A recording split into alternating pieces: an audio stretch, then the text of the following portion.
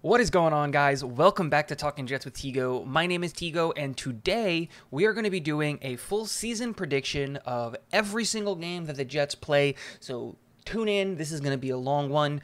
The way that I did this is I went to playoffpredictors.com and just predicted every single game, and I didn't really take time to really do an in-depth analysis of every game. It would just take too long.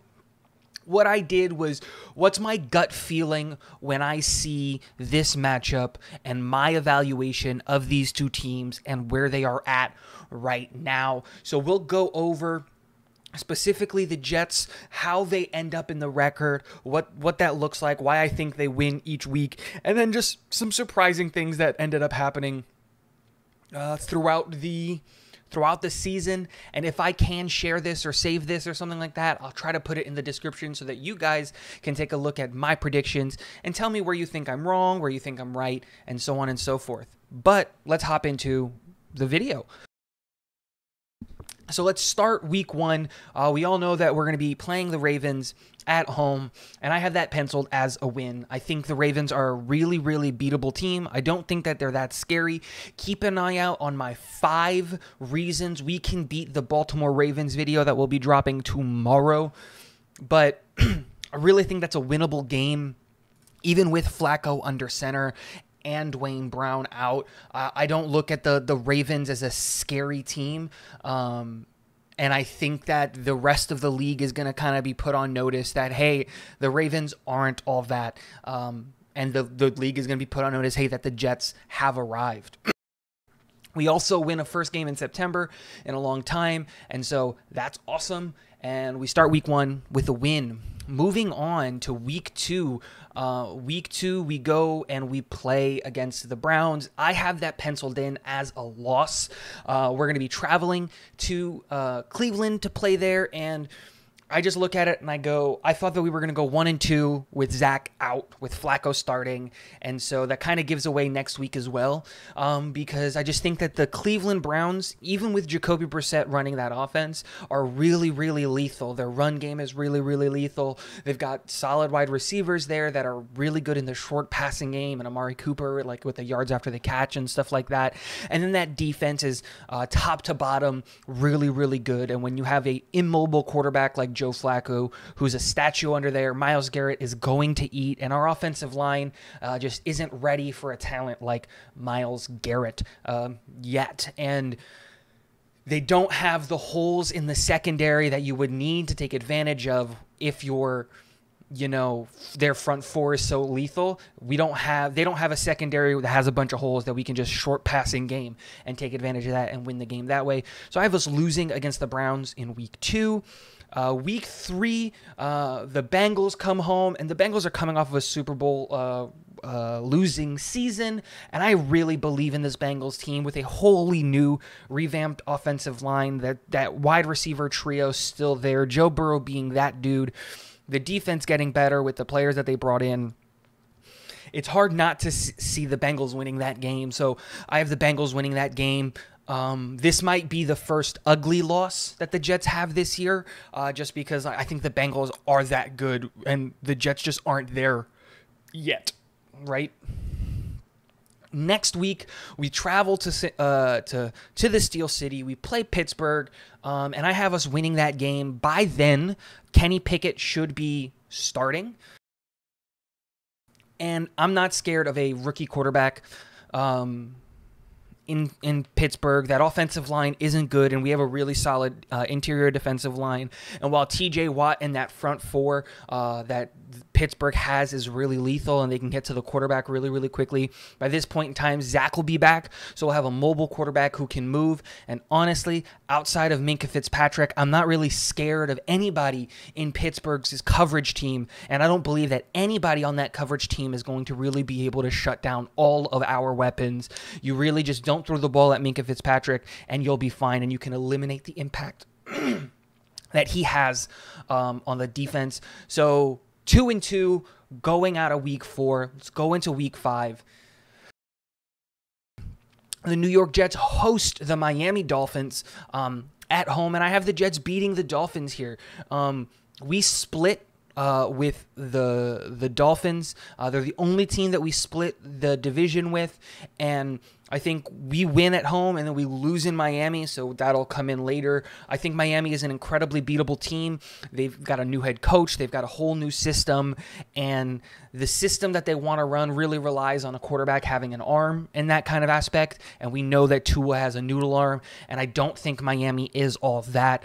The real thing is being able to beat their defense, and we saw last year Joe Flacco and what Elijah Moore and Joe Flacco were able to do against that defense that was, in my opinion, that defense that they had last year is not the defense that they're going to be running back this year.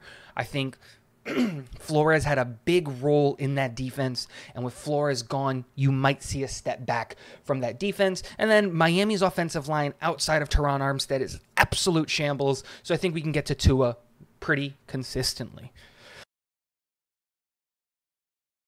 All right. Going into the next week, we play Green Bay, and I have this marked as a win for the Jets. Now, Green Bay is the better team, but the real reason I have us beating the Jets, the reason I have the Jets beating Green Bay is because Green Bay is going to be coming back from London, and that's really it. You're going to be coming back from a different time zone, and you're not going to be fully healthy, and you're not going to be fully ready to play this game. And I think the Jets can really, this is the first game where I go, this is where I probably have the wrong prediction, maybe. But I just look at all of the things that are going to be stacked up against Green Bay, that wide receiver room not being that great in that situation, Aaron Rodgers and that team coming back from London, and that's a 5-hour time change and all of that stuff. Maybe those factors can play in the Jets' favor, and we can get an upset win in Green Bay in Week 6. Then Week 7 comes in, and we play in Denver. I have us losing this game. Denver, I think, is going to be a really, really good team this year. I have them going 12-5 this year. But that being said, playing at Mile High, playing in Denver is incredibly difficult. Any team that travels to Denver has a hard time there. I think we can pencil this in as a loss. This is the only game outside of the Buffalo games where I go and I say these are losses. There are 3 losses on our record, in my opinion. It's the Denver game and then the 2 Buffalo Bills games, which leads us into the following week. The Patriots come to play us at home. I have us beating the Patriots. I do not believe in this Patriots team. This offensive play calling is going to get worse. You're having a defensive coordinator and failed head coach splitting play calling reps with a special teams coordinator and failed head coach. Mac Jones is not the guy. I think they won a game where he threw the ball 3 times. You can see that they didn't trust his arm and his athleticism there. They just ran the ball constantly, and that's how they were able to win. That team took a step back in talent, and you can see that they just overdrafted, over-evaluated players, and all of that stuff. It's just, I just don't believe in the New England Patriots this year. Going into the next week, we host the Buffalo Bills, and I think we lose this game. I think the Buffalo Bills are legit. This is the one record where I looked at it and I was go, absolutely not. This is probably not going to happen. But in my, like I said, my gut predictions of what's going to go on, I have the Buffalo Bills undefeated, 17-0 going into the playoffs and then winning the Super Bowl. Kind of crazy when you look at it, but it's just my gut feeling when I looked at the Bills versus any other team. It's just like the Bills are so much better than most teams out there. And so I have us losing to the Buffalo Bills Week 9. Week 10, obviously, we're on a bye. So we move on. Week 11, we go and we play at Gillette, and we play the Patriots again. I have us beating the Patriots. I have us sweeping the Patriots. I just don't, like I said, believe in this team. I think this team is going to have their first real embarrassing season, their first real embarrassing run, because it's hard to believe that with the wide receiver core that they have, that they're going to be able to be effective in the passing game, and that with the offensive line that they have, that they're going to be able to really create any type of push in the run game. So I have us beating the Patriots week 11, and this is where the Jets kind of go on a really interesting run where we start playing a lot of bad teams, a lot of teams that are, in the top 5 picks. And I'll talk about the draft order a little bit. Fun fact, the Patriots have the 5th overall pick, which is kind of insane because I have them going 2-15. I just don't believe in this Patriots team. And like I said, gut reaction. Patriots fans, go yell at me. I just don't believe in your franchise right now. Bill Belichick is the GOAT, but we've seen the decline since Tom Brady has left and what he was to that team, and Mac Jones just ain't the answer. The Jets, week 12, playing the Bears. That's an easy win in my book. The Bears are traveling over, and they're playing at MetLife. That's an easy win. We go to week 13, and we go to Minnesota and play at Minnesota. I have us losing that game. I think Minnesota is going to be really, really feisty this year. New coaching staff in there, and I really like the coaching staff that they brought into Minnesota. It's really going to add a lot of interesting wrinkles and different kind of situations in the in that passing game and with the weapons that they have, and Justin Jefferson and Adam Thielen and all of those weapons that they have there. Next, we go and we play at Buffalo, and we lose again to Buffalo at week 14. Moving on to week 15, we play the Lions. I have us beating the Lions at home week 15.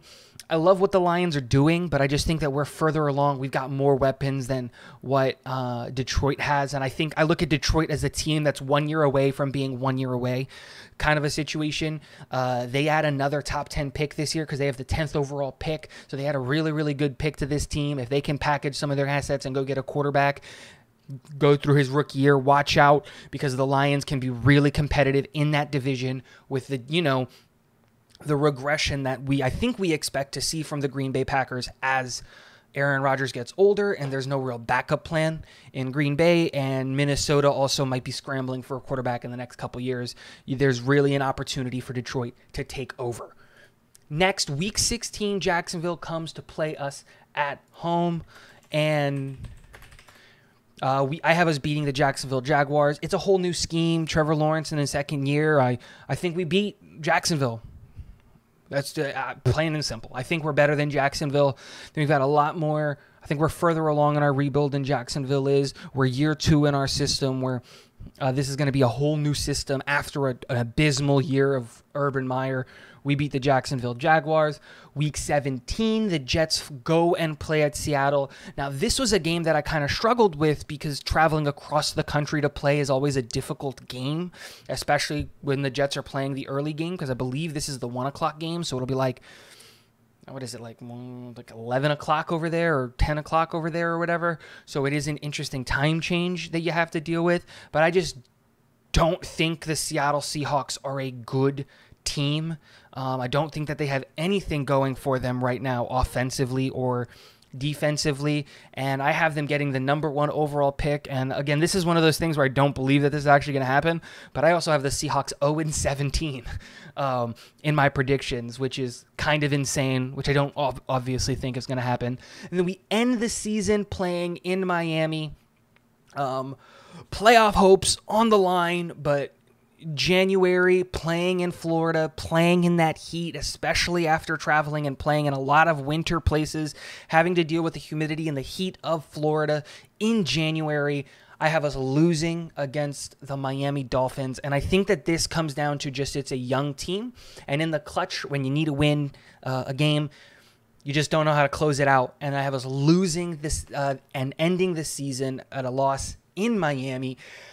That gives us an overall record of 10-7, which is right around where I want this team to be. I've been saying and all offseason that we should be ending anywhere from 8 to 10 wins, and this is kind of exactly where I expected us to be, 8 to 10 wins. Just to give you a quick rundown of what the playoffs looked like. It was Chargers at Tennessee, Broncos at Bengals, and Browns at Kansas City. I have the Chargers beating the Tennessee, Bengals beating the Broncos, and the Chiefs beating the Browns. And then on the NFC, it's the Vikings beating the Eagles, the Rams beating Green Bay, and Tampa beating the Cardinals. The next round, the Bengals beat Kansas City, the Bills beat the Chargers, the Bucks beat Minnesota, and San Francisco beats Los Angeles. San Francisco beats the Bucks, the Bills beat the Bengals, and the Bills win the Super Bowl. And that's how it goes. If you're interested where the Jets pick would end up, we would end up picking 18th. Top 5 in the draft ends up being Seattle, Houston, Atlanta, Chicago, and New England.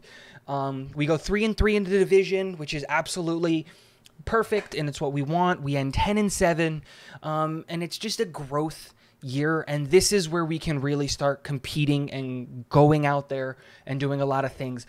Quick, surprising things that I saw in the NFC West. I'm sorry, in the AFC West. 3 of their teams made the playoffs, the Chiefs, the Chargers, and the Broncos. I thought that was very, very interesting. The Jets just missed out on the playoffs at 10-7. They were tied with the Colts for the 8th spot, and the Colts would have gotten it because of the divisional record, but they were both 10-7, so they both missed out on the playoffs. Another surprising thing, the Steelers with their first ever losing season under Coach Tomlin at 4-13, which honestly surprised me. But it's a young team, and they kind of have to blow it up a little bit. It's got to get worse before it can get better, and I think that team has a lot of potential, but the Steelers having a high draft pick next year is really going to be able to help them, and they're going to have money in the bank, and they're going to be able to fill a lot of the holes that roster has. Another thing that's surprising, the Eagles, a team that I've adamantly said that I'm not necessarily a super believer in, they go 12-5, which was interesting to me. And that's really it. The Dolphins went 7-10, the Patriots 2-15, and then, like I said, the Bills are 17-0 in my prediction, and they win the Super Bowl. Very, very interesting to look at it, but that's my prediction on what the record is going to look like for the New York Jets. Guys, let me know what you think. Were some of the games that I gave wins out of this world? Were some of them that I gave losses out of this world? What do you think? Let me know in the comment section below. And last but not least, go Jets.